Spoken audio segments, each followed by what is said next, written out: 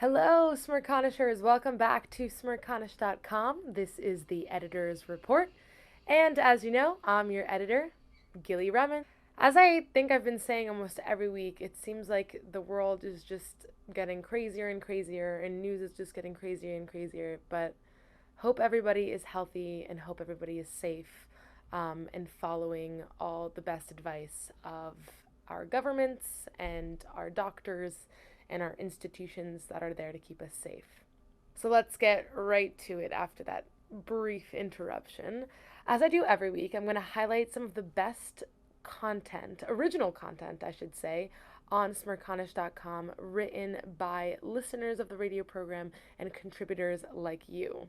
First up, we have Miles J. Zaremski, who wrote The Turnaround of Joe Biden, talking about his big win on Super Tuesday and how he went basically from zero to hero. Then we have James Craven, who wrote a piece called Who Really is Panicking About Face Masks? And it has to do with the shortage of face masks and other supplies and other resources during the coronavirus panic, basically, and how to avoid everything.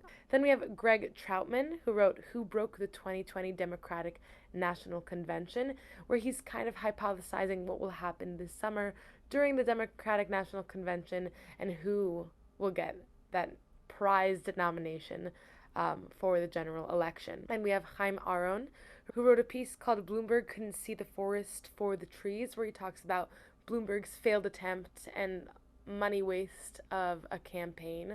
Basically, it's kind of an interesting, deeper dive into what he sees Bloomberg did right and wrong. Then we have Garland Sanderson, who wrote Is It Time to Discuss Separation of the United States of America? Where he basically brings up the idea that we live in such a segregated, ideologically segregated society and very divisive and partisan America that maybe it's better to just split up into different countries. I think that's not likely to happen, but it's an interesting conversation.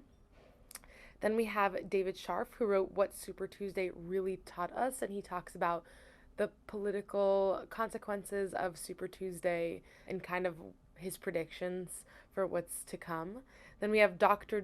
Emmanuel Fruman, and yes, he has two PhDs, that's why he's Doctor. He wrote a piece called Why Wi-Fi? How Healthy is Your Mobile? Where he discusses the repercussions of Wi-Fi and radiation to the human body. And it's a really interesting piece. It's very informative for those of us who don't know a lot about how our phones are affecting our health. Then Timothy Phelan wrote a piece called Christopher, We Hardly Knew Ye, where he talks about Chris Matthews and his spontaneous departure from MSNBC.